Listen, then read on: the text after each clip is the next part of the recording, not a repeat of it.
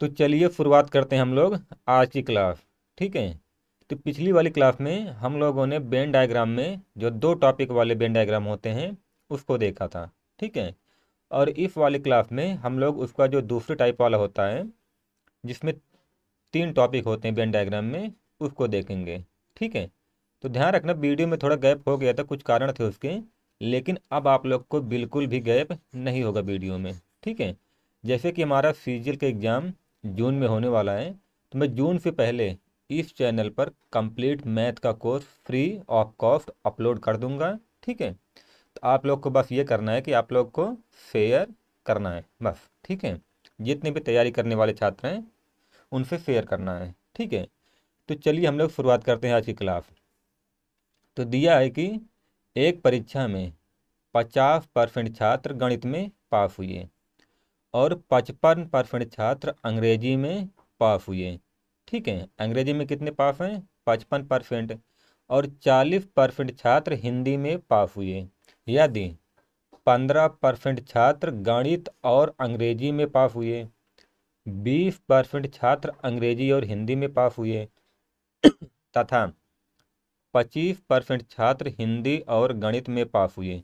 यदि 10% छात्र तीनों विषय में पास हुए हों तो ज्ञात कीजिए तीनों विषय में फेल कुल छात्रों का प्रतिशत, केवल गणित में पास छात्रों का प्रतिशत, केवल गणित और अंग्रेजी में पास छात्रों का प्रतिशत। ठीक है। तो ध्यान रखना, ऐसे सवाल आसान होते हैं, इसमें कुछ होता नहीं है, बस एक बार आपको समझने की देर होती है बस। ठीक है। तो चलिए हम लोग हल करते हैं। चलिए। ठीक है। इसमें तीन टॉपिक हैं तो हम लोग तीन सर्कल बनाते हैं। ठीक है। तो ये बताइए गणित में कितने पास हैं? तो गणित में पास हैं 50%। ठीक है। और इसको हम लोग मान लेते हैं इंग्लिश। इंग्लिश में कितने पास हैं? तो इसने दिया है 55%। ठीक है। और हिंदी में कितने पास हैं? तो हिंदी में पास हैं 40%। ठीक है। तो ये इसने सवाल में दिया हुआ है। चलिए, अब आगे कह रहा है कि यदि 15% छात्र गणित और अंग्रेजी में पास हुए, ठीक है, यानी मैथ और इंग्लिश, तो ये बताइए इन दोनों का कॉमन पार्ट क्या है? तो ये वाला है, इतने वाला पार्ट इन दोनों का कॉमन है। ठीक है। यानी मैथ और इंग्लिश का इतने वाला पार्ट कॉमन है। तो सवाल में कह रहा है कि 15% छात्र गणित और अंग्रेजी में पास हुए, यानी ये जो सफ़ेद घेरा वाला गोला है ना, ये कितने परसेंट है? ये है 15%। ठीक है। ये 15% है। ठीक है। आगे आगे कह रहा है कि 20% छात्र अंग्रेजी और हिंदी में पास हुए हैं। ठीक है। तो अंग्रेजी और हिंदी वाला कितना कॉमन है? तो ये वाला पार्ट देखिए, ये अंग्रेजी हो गया और हिंदी, तो इन दोनों का कितना कॉमन है? ये वाला पार्ट। ठीक है। तो यानी 20% क्या है? केवल अंग्रेजी और हिंदी में पास हैं। ठीक है। 20% छात्र केवल इंग्लिश और हिंदी में पास हैं। और आगे कह रहा कि 25% छात्र हिंदी और गणित में पास हुए। ठीक है। 25% छात्र हिंदी और गणित, हिंदी ये है और गणित ये है। ठीक है। इन दोनों का कॉमन कितना है? ये वाला कॉमन है। ठीक है। तो 25% छात्र हिंदी और गणित में पास हुए। ठीक है। ये देखिए, हिंदी और गणित में कितने पास हुए? 25%। ठीक है। इसमें इसने केवल नहीं दिया हुआ है, मैंने शुरुआत में गलती से केवल बोल दिया था, जबकि केवल नहीं दिया हुआ है। ठीक है। आगे कह रहा है कि 10% छात्र तीनों विषय में पास हुए। तो ये बताइए तीनों का कॉमन कितना हो जाएगा? ये वाला पार्ट, ये जो ब्लैक से सर्कल है, त्रिकोण है, ये कितना है? ये तीनों में कॉमन है, तो ये कितना है? 10% है। ठीक है। ये 10% है। एक बार आप लोग आराम से अच्छे से समझ लीजिए, आपको दोबारा कभी भी, मैं विश्वास दिला रहा हूँ कि आपको दोबारा कभी भी ऐसे सवालों में दिक्कत नहीं होगी। ठीक है। चलिए देखिए, अब ये देखिए ये वाला जो मैथ और इंग्लिश का, ये दोनों कितना था? 15%। ठीक है। इन दोनों का ये वाला कॉमन पार्ट था, कितना था? 15%। लेकिन अगर ये 10% है, ठीक है, अगर ये 10% है तो ये कितना हो जाएगा? ये 5% हो जाएगा। ठीक है। ये 5% हो जाएगा। और ये 5% क्या है? ये उन छात्रों की संख्या है जो केवल केवल मैथ प्लस इंग्लिश में पास हैं। ठीक है, मैथ प्लस प्लस इंग्लिश में पास। ठीक है, ये उन छात्रों की संख्या है जो मैथ और केवल मैथ और इंग्लिश में पास हैं। टोटल ये वाला पार्ट, ठीक है, ये टोटल पार्ट कितना था? टोटल तो था ये 15%, लेकिन ये 10%, ये इतना है, तो ये कितना बचेगा? 5%। तो ये 5% क्या है? केवल मैथ और इंग्लिश में पास। ठीक है, वैसे हम लोग आगे देख लेते हैं। देखिए, ये टोटल पार्ट कितना है? टोटल पार्ट 20% है। ठीक है, टोटल कितना है? 20%। तो 10% तो तीनों में हो गया, तो ये वाला पार्ट कितना होगा? ये भी हो जाएगा 10%। और ये 10% क्या है? केवल इंग्लिश प्लस हिंदी में पास, है ना? वैसे ही ये वाला हो जाएगा। ठीक है, टोटल कितना है? टोटल तो है 25%। ठीक है, ये दोनों में कॉमन कितना है? 25%। लेकिन 10% अगर ये वाला है तो ये वाला पार्ट कितना हो जाएगा? ये वाला पार्ट हो जाएगा 25 में से 10 घटाएंगे तो 15%। ठीक है, ये हो जाएगा 15%। ठीक है, तो अब इतने ये वाला पार्ट भी आ गया और ये वाला पार्ट भी आ गया, ये वाला भी और ये वाला भी। अब हमको निकालना है कि केवल मैथ में कितने पास हैं। ठीक है, केवल मैथ में, केवल मैथ में कितने पास हैं? ये बताइए, पूरा जो सर्कल है ये 50% है। अगर 50% में हम लोग ये वाला पार्ट, ये जो तीनों ये वाला पार्ट है, घटा देंगे तो आ जाएगा ना कि केवल मैथ में कितने पास हैं। ठीक है, तो देखिए इसको लिख लेते हैं, ओनली मैथ प्लस हिंदी। ठीक है, तो देखिए टोटल 50% है। ठीक है, तो ये 5, 15, 20, 10, 30। ठीक है, तो ये 30 हो गया, तो ये कितना हो जाएगा? ये हो जाएगा 20%। ठीक है, और वैसे ही एक बार थोड़ा सा आप लोग को इसमें कन्फ्यूजन लग रहा होगा, लेकिन ध्यान रखना, बस थोड़ा सा समझ लीजिए, बिल्कुल भी दिक्कत नहीं होगी। ठीक है, तो ये बताइए इंग्लिश वाला टोटल पार्ट कितना है? 55%। ठीक है, 55% में हम लोग ये वाला जो पास है जो घटा देंगे तो आ जाएगा ये वाला पार्ट। ठीक है, तो केवल ये वाला पार्ट आ जाएगा। और ये 20% उन छात्रों की संख्या है जो केवल मैथ में पास हैं। ठीक है, तो 10, 10, 20, 5, 25, तो ये आ जाएगा 55 में 25 घटाएंगे तो कितना आ जाएगा? 30%। और 30% उन छात्रों की संख्या है जो केवल इंग्लिश में पास है, केवल इंग्लिश में। ठीक है, वैसे हम लोग इसको निकाल लेते हैं। ठीक है, वैसे ही हम लोग इसको निकाल लेते हैं। देखिए टोटल कितना है? टोटल 40% है। ठीक है, तो 40% में ये जो कॉमन पास है इसको घटा देंगे हम, तो 10, 10, 20, 10, 30, 5, 35, और 40 में 35 घटाएंगे तो कितना आ जाएगा? 5%।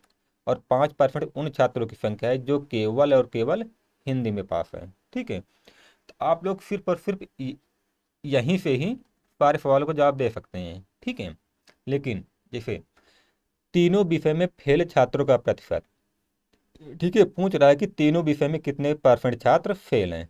तो चलिए, तो ये टोटल जो अलग अलग है ना, इन टोटल को हम लोग जोड़ के 100 में घटा देंगे तो आ जाएगा तीनों विषय में फेल छात्रों का प्रतिशत। चलिए देखते हैं इसको। देखिए 20 प्लस 30 प्लस 5। ठीक है, खैर हम लोग ऐसा ना लगा के सीधे मैं आपको थोड़ा सा डिटेल में बता दूंगा तो ज़्यादा अच्छा रहेगा। ठीक है, थोड़ा सा डिटेल में बताऊंगा ना तो ज़्यादा अच्छा रहेगा। चलिए, एक मैं सूत्र लिख रहा हूँ, ध्यान रखना आप लोग को ये सूत्र कभी भी याद करने की ज़रूरत नहीं पड़ेगी, बस आप लोग को थोड़ा सा डिटेल में बताने के लिए मैं इसको लिख रहा हूँ। बाकी आप लोग बिना इसको लिखे ही आप लोग डायरेक्ट यहीं से उत्तर दे सकते हैं। ठीक है, लेकिन थोड़ा सा आपको डिटेल से समझाना है इसलिए मुझे लिखना पड़ रहा है।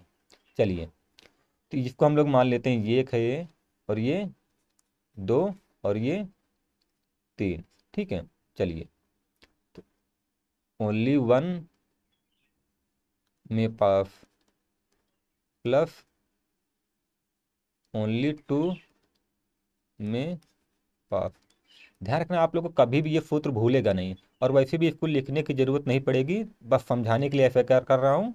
और बाकी आप लोग सिर्फ और सिर्फ यहीं से ही सारे सवाल आपके हो जाएंगे। ठीक है, लेकिन थोड़ा सा समझिए आप लोग पहले, ओनली 3 में पास, ठीक है, प्लस ओनली 1 एंड 2 में पास, प्लस ओनली 2 एंड 3 में पास, प्लस ओनली 3 एंड 1 में पास, प्लस तीनों में फेल, तीनों में पास, प्लस तीनों में फेल। ठीक है, ये किसके बराबर हो जाएगा? तो ये बराबर हो जाएगा 100% के। ठीक है, ये 100% के बराबर हो जाएगा। ठीक है, तो ये सूत्र कोई लंबा है नहीं, बस आप लोग को समझाने के लिए मुझे ऐसा लिखना पड़ रहा है। ठीक है, चलिए हम लोग इस पे रखते हैं। ओनली 1 में कितने पास हैं, कितने परसेंट? 20%। ठीक है, ओनली 2 में कितने परसेंट पास हैं? 30%। ओनली 3 में कितने पास हैं? 5%। ठीक है, और 1 और 2 में कितने पास हैं? देखिए 1 और 2 में कितने पास हैं? 5%। ठीक है, केवल और केवल 1 और 2 में, तो वो कितने हैं? 5%। केवल 2 और 3 में कितने? तो 10%। ठीक है, और केवल 3 और 1 में कितने हैं? 15%। और तीनों में कितने पास हैं? इसने सवाल में दिया हुआ कि तीनों में 10% पास हैं। ठीक है, यहाँ भी कॉमन 10% है। और तीनों में फेल कितने हैं? तो तीनों में फेल इसने नहीं दिया हुआ, तो हम लोग मान लेते हैं कि तीनों में फेल छात्रों का प्रतिशत 10% है। ठीक है, तो ये बराबर हो जाएगा 100 के। तो चलिए हम लोग इसको जोड़ते हैं। 30 20 50, 10 60 70 80 90 5 95, यानी 95 प्लस यक्स बराबर 100। तो यक्स बराबर कितना आ जाएगा? 5%। ठीक है, तो यक्स क्या है? यक्स तीनों में फेल छात्रों का प्रतिशत है। तो इसने पूछा है कि तीनों विषय में फेल छात्रों का प्रतिशत कितना होगा, तो पहले का उत्तर हो जाएगा 5%। ठीक है, अब अगला कह रहा है कि केवल गणित में पास छात्रों का प्रतिशत। ठीक है, केवल गणित में पास छात्रों का प्रतिशत कितना है? तो यहाँ से दिख रहा है आप लोग को 20%। ठीक है, यहाँ से 20%। ठीक है, देखिए इस सूत्र को और इसको आप लोग एक बार मिला के पढ़ेंगे ना, तो ज़्यादा अच्छे से समझ में आ जाएगा, इसलिए मैंने इसको डिटेल में लिखा है। ठीक है, कोई सूत्र नहीं है, बस समझाने के लिए ऐसा लिख दिया है मैंने। ठीक है, और आगे कह रहा है कि केवल गणित और अंग्रेजी में पास छात्रों का प्रतिशत, केवल गणित और अंग्रेजी, तो गणित ये है और अंग्रेजी ये है। तो केवल गणित और अंग्रेजी में कितने हैं? ध्यान रखना, ये 15 नहीं होगा, क्योंकि इसने कहा है कि केवल गणित और अंग्रेजी। अगर आप लोग 15 लेंगे तो उसमें ये देखिए, ये हिंदी वाला पार्ट भी आ जाएगा। तो हमें केवल गणित और अंग्रेजी लेना है। तो केवल और गणित और अंग्रेजी कितना है? तो ये है 5%। ठीक है, केवल गणित और अंग्रेजी में कितने पास हैं? तो 5%। ठीक है, तो ये रहा हमारा उत्तर। उम्मीद है आप लोग को सवाल समझ में आया होगा। ठीक है, तो हम लोग बढ़ते हैं अब अगले सवाल की तरफ। ठीक है, तो चलिए दूसरा वाला सवाल आप लोग को दिख रहा होगा, पढ़िए एक बार। कह रहा है कि एक परीक्षा में 40% छात्र भौतिक विज्ञान में फेल हुए और 45% छात्र रसायन विज्ञान में फेल हुए तथा 60% छात्र जीव विज्ञान में फेल हुए।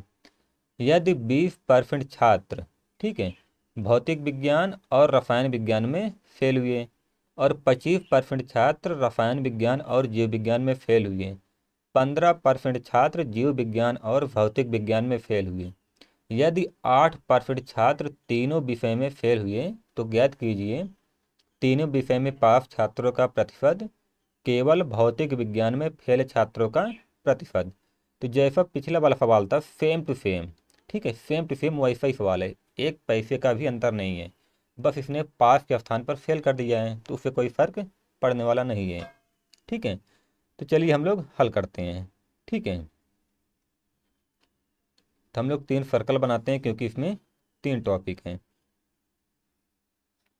ठीक है, तो ये बताइए फिजिक्स में कितने फेल हैं, यानी भौतिक विज्ञान में? वो हैं 40%। ठीक है, और केमिस्ट्री में कितने हैं? 45%। और बायोलॉजी में कितने हैं? 60%। ठीक है, तो अब हम लोग यहाँ से और ये बताइए, 20% छात्र भौतिक विज्ञान और रसायन विज्ञान में फेल हुए। ठीक है, भौतिक विज्ञान और रसायन विज्ञान में कितने फेल हैं, यानी फिजिक्स और केमिस्ट्री ये वाला पार्ट। ठीक है, कितने फेल हैं, ये हैं 20%। ठीक है, ऐसे हम लोग इसको निकाल लेते हैं। क्या कह रहा है कि 25% छात्र रसायन विज्ञान और जीव विज्ञान में फेल हुए, यानी ये वाला पार्ट। ठीक है, 25% छात्र जो है रसायन विज्ञान और जीव विज्ञान में फेल हुए। वैसे ये वाला 15% छात्र जीव विज्ञान और भौतिक विज्ञान में फेल हुआ। ठीक है, 15%। और 8% छात्र तीनों विषय में फेल हुए। ठीक है, 8% छात्र तीनों विषय में फेल हुए। ये बताइए तीनों में कॉमन कितना है, कॉमन कौन है, ये वाला। ठीक है, तो ये हो जाएगा 8%। अगर ये 8% है, ध्यान रखना, अगर ये 8% है तो देखिए फिजिक्स और केमिस्ट्री, केवल फिजिक्स और केमिस्ट्री में फेल छात्रों का प्रतिशत कितना हो जाएगा, जो केवल फिजिक्स में और केमिस्ट्री में फेल है, यानी ये ब्लैक वाला पार्ट। तो टोटल तो 20 है ना, टोटल 20 है और 8 ये है, तो 20 में से 8 घटाएंगे तो कितना हो जाएगा, 12%। ठीक है, ध्यान रखना ये टोटल यहाँ से यहाँ तक ये 20% है और ये वाला पार्ट 8 है। तो हमको केवल फिजिक्स और केमिस्ट्री का निकालना है, तो टोटल में से 8 घटा देंगे, यानी 20 में से 8 घटा देंगे तो आ जाएगा 12%। ठीक है, ऐसे ही हम लोग आगे देख लेंगे। ये बताइए कि सॉरी, केमिस्ट्री और बायोलॉजी में कितने फेल हैं, तो ये हैं 25%। लेकिन हमको निकालना है कि केवल केमिस्ट्री और बायोलॉजी में कितने फेल हैं, तो टोटल तो है 25। ठीक है, टोटल 25 है। ठीक है, तो ये जो कॉमन है 8, इसको घटा देंगे 25 में तो कितना आ जाएगा, 17%। है ना, 25 में से 8 घटा देंगे, टोटल 25 है तो आ जाएगा 17%। वैसे हम लोग इसको भी लिख लेंगे। ठीक है, तो टोटल ये 15% है, हमको निकालना है केवल बायोलॉजी और फिजिक्स, यानी केवल बायोलॉजी और फिजिक्स में फेल छात्रों का प्रतिशत, यानी ये वाला पार्ट। तो टोटल तो कितना है, 15%, 15 में से 8 घटाएंगे तो कितना आ जाएगा, 7%। ठीक है, ये हो जाएगा।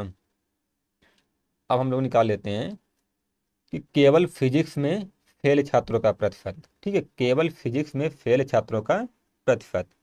तो ये बताइए टोटल तो 40% है फिजिक्स में।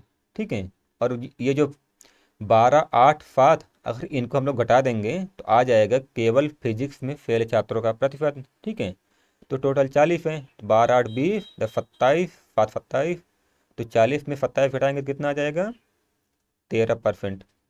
13% वो छात्र हैं जो केवल फिजिक्स में फेल हैं। वैसे हम लोग इसको लिख लेंगे। तो टोटल तो 45 है ये टोटल गोला। ठीक है, तो 12, 8, 20, 10, 30, 7, 37 हो जाएगा। और 45 में 37 घटाएंगे कितना आ जाएगा, 8%। ठीक है, वैसे इसको टोटल तो 60% है। 60% में 8, 7, 15 और 17, 28, तो घटाएंगे तो कितना आ जाएगा, सॉरी 22, तो कितना आ जाएगा, 28%। ठीक है, 60 में से 17 को, 8 को और 7 को घटाएंगे तो कितना आ जाएगा, 28%। तो ये 28% उन छात्रों की संख्या है जो केवल, ठीक है, केवल बायोलॉजी में फेल हैं। ठीक है, और ये केवल केमिस्ट्री में फेल हैं और ये केवल फिजिक्स में फेल हैं। ठीक है, तो हम लोग का जो ये डायग्राम था ये अच्छे से बन गया है।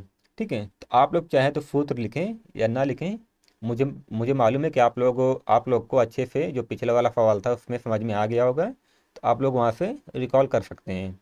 ठीक है, तो मैं डायरेक्ट यहाँ पर वैल्यू को लिखता हूँ। ठीक है, तो केवल एक में फेल, ध्यान रखना पाए के स्थान पर फेल कर दिया है बस। ठीक है, तो केवल एक में फेल कितने हैं, 13%।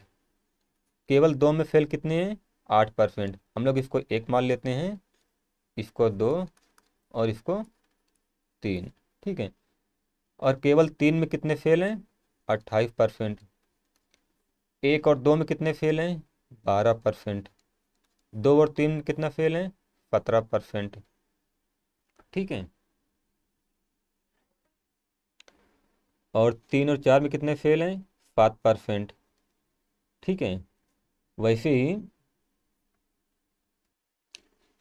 और तीनों में कितने फेल हैं? 8%। ठीक है, और तीनों में पास कितने हैं? तो इसने ये नहीं दिया हुआ है कि तीनों में कितने पास हैं, तो हम लोग मान लेते हैं कि तीनों में पास छात्रों का प्रतिशत 1% है। तो ये किसके बराबर हो जाएगा? 100% के। ठीक है, तो इसको जोड़ेंगे तो आ जाएगा हमारा 93। ठीक है, इन सबको जोड़ेंगे तो आ जाएगा हमारा 93। ठीक है, तो 93 प्लस यक्स बराबर 100। तो यक्स इधर रखेंगे, 97 इधर घटाएंगे, सॉरी 93। ठीक है, 93 घटाएंगे तो कितना आ जाएगा? 7%। ठीक है, ये आ जाएगा 7%। तो ध्यान रखना, हमने यहाँ पर माना है कि यक्स जो है वो तीनों विषय में पास छात्रों का प्रतिशत है। ठीक है, तो इसने पहला सवाल पूछा है कि तीनों विषय में पास छात्रों का प्रतिशत। ठीक है, तो तीनों विषय में कितने परसेंट छात्र पास हैं? तो 7% पास हैं। ठीक है, आगे पूछा है कि केवल भौतिक विज्ञान में फेल छात्रों का प्रतिशत, यानी केवल भौतिक विज्ञान में फेल छात्रों का प्रतिशत। देखिए, केवल भौतिक विज्ञान में कितने फेल हैं? इधर दिया हुआ है 13%। ठीक है, इसको बनाने के बाद आप लोग को ये सब लिखने की ज़रूरत नहीं पड़ेगी। ठीक है, बस मैंने समझाने के लिए इसको लिख दिया है। ठीक है, तो केवल भौतिक विज्ञान में फेल छात्रों का प्रतिशत कितना है? 13%। ठीक है, तो इस तरीके से हमारा दूसरा वाला सवाल खत्म होता है। अब हम लोग बढ़ते हैं तीसरे वाले सवाल की तरफ। तो चलिए, एक परीक्षा में 60% छात्र गणित में पास हुए। ठीक है, 60% छात्र गणित में पास हुए और 40% छात्र अंग्रेजी में पास हुए तथा 30% छात्र तर्कशक्ति यानी रीजनिंग में पास हुए। यदि 10% तर्कशक्ति व गणित व तर्कशक्ति में पास हुए, 25% छात्र अंग्रेजी व गणित में पास हुए, 15% छात्र तर्कशक्ति व अंग्रेजी में पास हुए, तो बताइए कम से कम कितने प्रतिशत छात्र सभी विषयों में पास हुए यदि कोई भी छात्र किसी भी विषय में फेल ना हुआ हो तो। ठीक है, यानी आपकी बार इसमें दिया है कि कोई भी छात्र ऐसा नहीं है जो फेल हुआ है। ठीक है, चलिए,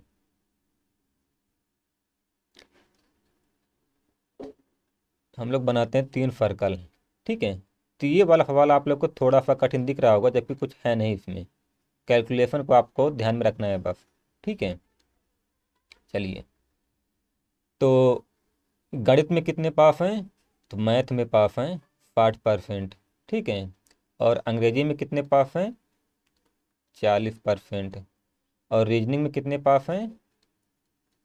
30%। ठीक है, और देखिए,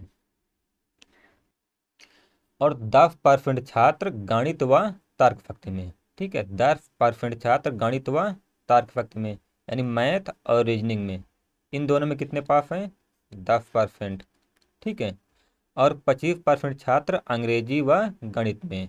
ठीक है, अंग्रेजी व गणित में यानी मैथ और इंग्लिश में कितने पास हैं?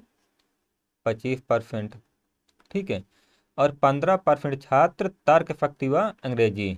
ठीक है, 15% छात्र रीजनिंग और इंग्लिश में पास हुए हैं। ठीक है, तो बताइए कम से कम कितने प्रतिशत छात्र सभी विषयों में पास हुए। ठीक है, तो आपकी बार इसने तीनों विषय में कितने परसेंट छात्र पास हैं इसको नहीं दिया है, तो हम लोग मान लेते हैं कि तीनों में पास छात्रों का प्रतिशत यक्स है। ठीक है, और कह रहा है कि कोई भी छात्र किसी भी विषय में फेल ना हुआ हो तो।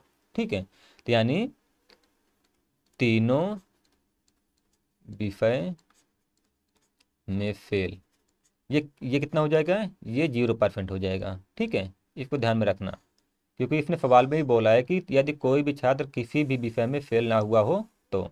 ठीक है, चलिए, अब देखिए, तो ये देखिए तीनों में कितना कॉमन है? तीन विषय में पास छात्रों का परसेंट कितना है? हम लोगों ने यक्स माना है, तो ये कितना हो जाएगा? मैथ और इंग्लिश में कितने पास होंगे? तो 25, ये टोटल 25 है। ठीक है, और ये यक्स है, तो कितना हो जाएगा? 25 माइनस यक्स। ठीक है, ये 25 माइनस यक्स हो जाएगा। वैसे ही ये टोटल कितना है, इंग्लिश और रीजनिंग टोटल 15 है। ठीक है, तो 15 में से एक्स घटाएंगे हम लोग। 15 में से एक्स घटाएंगे तो कितना आ जाएगा, केवल इंग्लिश और रीजनिंग में पास छात्रों का परसेंट। ठीक है, आप लोग एक बार अच्छे से समझिए, इसमें कुछ है नहीं, बस थोड़ा सा इसने आप लोग को फंसाने के लिए ऐसा दे दिया है बस। ठीक है, बाकी कुछ है नहीं इसमें। अब देखिए ये वाला टोटल कितना है, 10% है, तो केवल मैथ और रीजनिंग में कितने हो जाएंगे, तो 10 माइनस यक्स। ठीक है, केवल मैथ और रीजनिंग में कितने हो जाएंगे, 10 माइनस यक्स। ठीक है, चलिए हम लोगों ने दो वाला तो निकाल लिया, अब केवल मैथ। ठीक है, केवल मैथ वाला निकालते हैं। ठीक है, तो ये भी कैलकुलेशन कुछ है नहीं, मैं आप लोग को दिखा रहा हूँ। देखिए टोटल कितना है, 60 है। ठीक है, टोटल कितना है, 60 है। ये बताइए, 60 में से हम लोग इसको इसको और इसको, इन तीनों को जोड़कर घटाते हैं। ठीक है, इन तीनों को जोड़कर घटाते हैं, तो इन तीनों को हम लोग पहले जोड़ लेते हैं। 25 minus x plus x plus 10 minus x. ठीक है, तो देखिए एक एक्स से एक एक्स कट गया, तो ये कितना गया, 25 10 35, 60 माइनस 35 माइनस यक्स। ठीक है, ब्रैकेट टूटेगा तो कितना हो जाएगा, 60 माइनस 35 और माइनस माइनस प्लस यक्स, तो यानी ये हो जाएगा 25 प्लस यक्स। ठीक है, ये कितना हो जाएगा, 25 प्लस यक्स। ठीक है, अब देखिए यहाँ पर हो क्या रहा है, देखिए 60 में से ये जो अंक, ये वैल्यू 25 और 10 ये दोनों घट जा रहा है, और ये दोनों तो कट जा रहा है। ठीक है, ये दोनों कट जाएगा, एक यक्स बचेगा वो भी प्लस में। ठीक है, देखिए 60 में से ये दोनों घट जा रहा है, और एक यक्स बच रहा है वो भी प्लस में। ठीक है, क्योंकि ब्रैकेट टूटेगा तो माइनस रहेगा, बचेगा इसमें से या इसमें से एक बचता है, लेकिन ब्रैकेट टूटता है तो वो प्लस में आ जाता है। ठीक है, तो वैसे हम लोग इसको ध्यान देख लेते हैं। देखिए 40 है। ठीक है, तो 40 में हम लोग इसको उठाएंगे तो आ जाएगा 25, 15 कितना हो जाएगा, 40। ठीक है, यानी 40, पेन चेंज कर लेते हैं थोड़ा सा, 40 माइनस 40 हो जाएगा प्लस यक्स, तो ये कितना हो जाएगा, 0 प्लस यक्स। ठीक है, क्योंकि हम लोगों ने यहाँ पर देखा कि 60 में से 10 और 25 घट रहा है, और एक यक्स प्लस हो रहा है, तो वैसे इसमें भी 40 में भी 25 और 15 घट जाएगा, तो 40 में 25 और 15 घटेगा तो आ जाएगा 0, और एक यक्स प्लस में बच जाएगा। वैसे तीसरे वाले में देखते हैं, तो 30 माइनस 15, 10 25, 25 प्लस यक्स, यानी 5 प्लस यक्स। ठीक है, आसान है, कुछ है नहीं इसमें। तो देखते हैं केवल एक में पास कितने हैं, ये 1 वाला है, ये 2 है, और ये 3 है। ठीक है, आप लोग आराम से समझिए। देखिए ओनली 1 में पास कितने हैं, 25 प्लस यक्स। ओनली 2 में कितने पास हैं, 0 प्लस यक्स। ठीक है, ओनली 3 में 5 प्लस यक्स। ठीक है, 1 और 2 में कितने पास हैं, तो 25 माइनस यक्स। ठीक है, 25 माइनस यक्स। 2 और 3 में कितने पास हैं, तो 15 माइनस यक्स, 15 माइनस यक्स। ठीक है, और 3 और 1 में कितने पास हैं, तो 10 माइनस यक्स। और तीनों में कितने पास हैं, तो हम लोगों ने माना है एक्स, और तीनों में फेल कितने हैं, तो वो 0 हो जाएंगे। ठीक है, क्योंकि इसने सवाल में दिया है कि कोई भी छात्र किसी भी विषय में फेल नहीं हुआ है, तो ये किसके बराबर हो जाएगा, तो ये बराबर हो जाएगा 100% के। ठीक है, इसको हम लोग हल करते हैं। देखिए एक एक्स से एक एक्स कट जाएगा, इससे ये वाला कट जाएगा, और इससे ये वाला कट जाएगा। ठीक है, अब बचा एक यक्स। ठीक है, एक यक्स बचा, और बाकी ये जो वैल्यू है हम इसको जोड़ लेते हैं। ठीक है, तो 25 35 55 60 70 80, यानी यक्स प्लस 80 बराबर 100। तो यक्स बराबर कितना आ जाएगा, यक्स बराबर आ जाएगा 20%। ठीक है, तो इसने पूछा है कि कोई ऐसे छात्रों की संख्या बताइए, कम से कम कितने प्रतिशत छात्र सभी विषय में पास हुए। तो हम लोगों ने यक्स क्या माना है, हम लोगों ने यक्स माना है कि जो तीनों विषय में पास हैं। ठीक है, तीनों विषय में पास छात्रों का परसेंट कितना है? 20%। हम लोगों ने यक्स माना था, यक्स का मान आ गया 20%। हमारा यही वाला उत्तर सही हो जाएगा। ठीक है, ध्यान रखना इसमें भी कुछ है नहीं, बस इसमें थोड़ा सा घुमाने के लिए आप लोग को ऐसा दिया है। बाकी आप लोग एक बार समझ लीजिए, ये भी सवाल ज़्यादा से ज़्यादा 40 से 50, इससे ज़्यादा देर का नहीं है। ठीक है, 40 से 50 सेकंड लगेंगे बस। ठीक है, तो चलिए हम लोग बढ़ते हैं अगले सवाल की तरफ। अगला सवाल, 1000 व्यक्तियों के एक समूह में 50% व्यक्ति कॉफ़ी पीते हैं, 40% व्यक्ति चाय पीते हैं और 50% जूस पीना पसंद करते हैं। 15% चाय व कॉफ़ी दोनों पीते हैं और 20% जूस व चाय दोनों पीते हैं तथा 20% कॉफ़ी व जूस पीते हैं। यदि 5% तीनों पीते हैं तो बताइए कितने लोग कुछ भी पीना पसंद नहीं करते। एकदम आसान सवाल है, जैसे पहले वाले सवाल थे वैसे ही है, बस इसने शब्द चेंज कर दिया है बस। ठीक है, चलिए एक बार देख लेते हैं हम लोग। ठीक है, एकदम आसान सवाल है ये। देखिए, कॉफ़ी कितने लोग पीते हैं? 50%। ठीक है, और 40% व्यक्ति चाय पीते हैं, यानी टी कितने पी रहे हैं? 40%। और जूस कितने लोग पी रहे हैं? 50%। ठीक है, और 15% चाय व कॉफ़ी, चाय व कॉफ़ी कितना पी रहे हैं? 15% लोग। और 20% लोग जूस व चाय। ठीक है, यानी जूस और चाय कितने? 20%। और 20% कॉफ़ी व जूस। ठीक है, कॉफ़ी व जूस कितने? 20%। ठीक है, और 5% तीनों पीते हैं। ठीक है, तीनों तीनों पीने वाले कितने हैं? 5%। तो तीनों में कॉमन क्या है? ये वाला पार्ट, तो ये कितना हो जाएगा? 5%। ठीक है, देखिए, अगर ये 5 है तो ये वाला पार्ट कितना हो जाएगा? जो केवल कॉफ़ी और चाय पीते हैं, तो ये हो जाएगा 10%। ठीक है, कुछ है नहीं इसमें, जैसे मैंने हम लोगों ने पहले लगाया था वैसे ही है। ठीक है, कुछ भी अंतर नहीं है। और इसमें केवल टी और जूस पीने वाले कितने हो जाएंगे? टोटल तो 20% है, तो 20 में 5 घटाएंगे तो कितना आ जाएगा?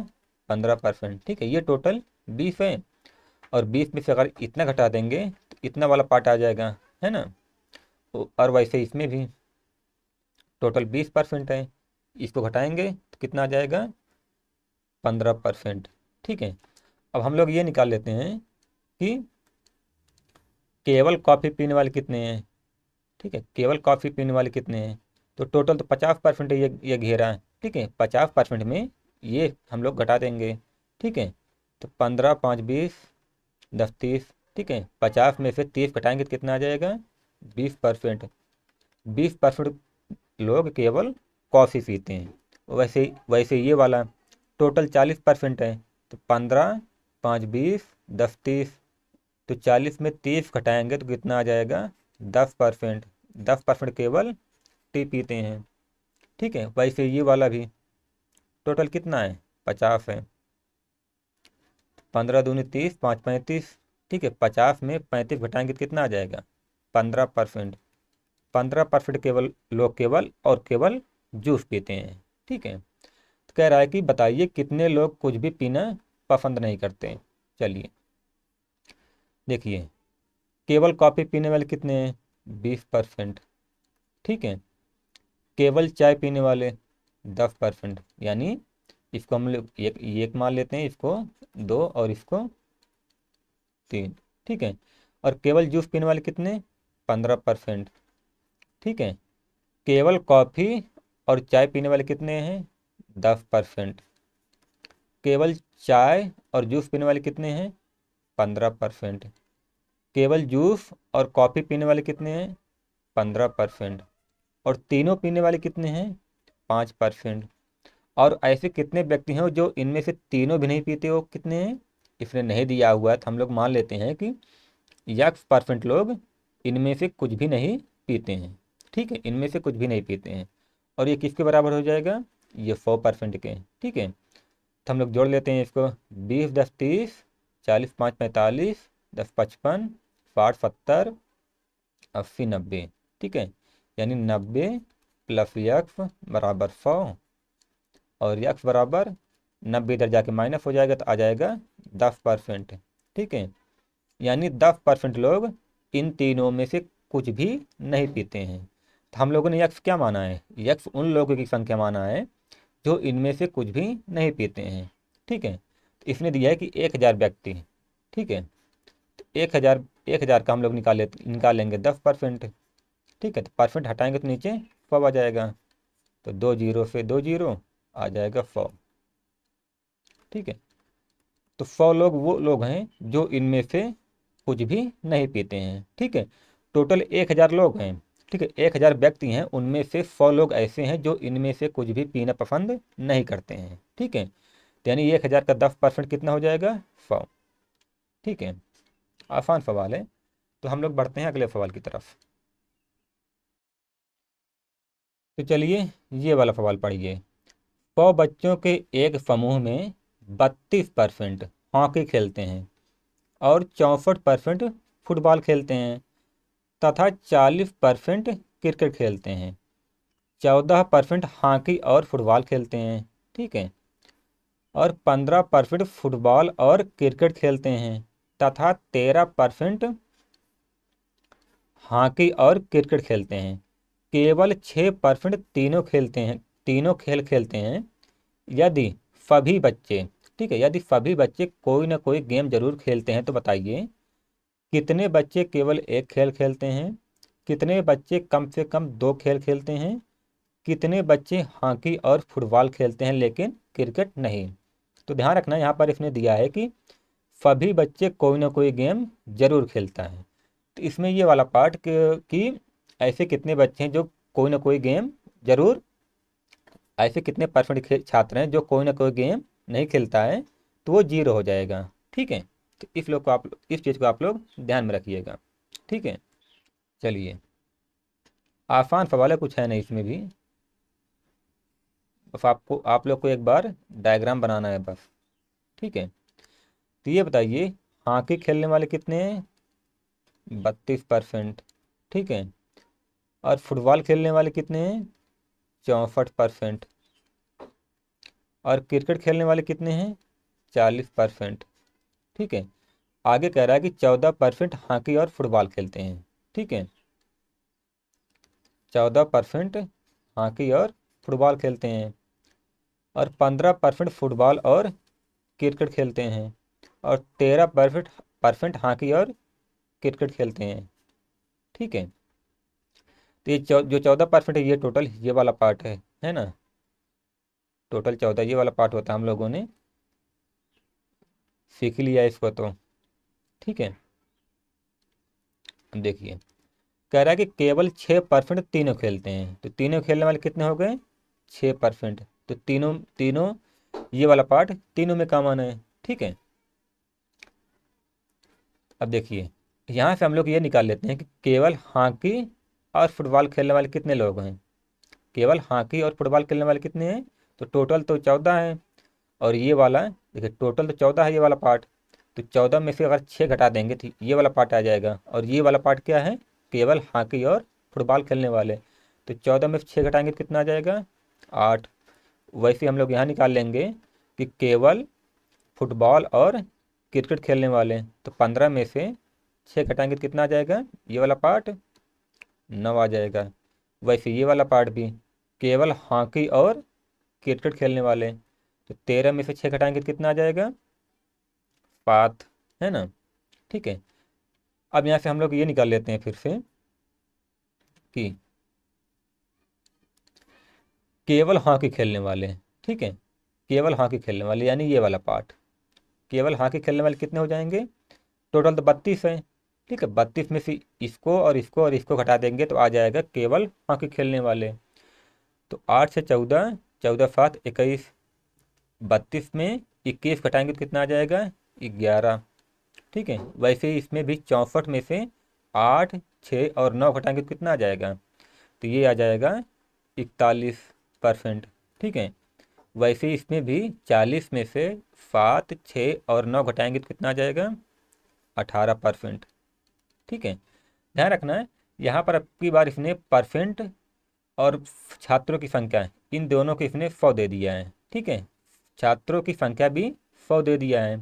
ठीक है, तो हम लोगों को अब इससे क्या होगा कि जो हम लोग परसेंट में निकालेंगे ना वही डायरेक्ट वैल्यू हो जाएगी। ठीक है, क्योंकि परसेंट में हम लोग 100 मानते हैं और इसने यहाँ पर सीधे दे दिया है छात्रों की संख्या भी 100 है। ठीक है, तो परसेंट में जो वैल्यू होगी वही डायरेक्ट हम लोग की रियल वैल्यू हो जाएगी। ठीक है, तो हम लोगों ने अपना वेन डायग्राम बना लिया है, तो मुझे लगता है कि इसमें सूत्र लिखने की ज़रूरत नहीं पड़ेगी, डायरेक्ट भी हम लोग उत्तर दे सकते हैं।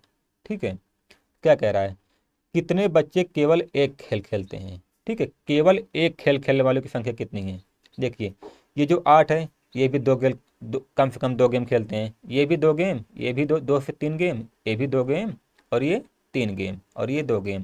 तो केवल एक गेम खेलने वालों की संख्या कितनी है, तो एक तो ये हो जाएगी, और ये एक ये, और ये एक ए, यानी 11 + 41 + 18। ठीक है, 8 2 10, 4 1 5, 6 1 7। ठीक है, यानी 70 छात्र बच्चे केवल एक खेल खेलते हैं। ठीक है, अब अगला क्या कह रहा है, कितने बच्चे कम से कम 2 गेम खेलते हैं।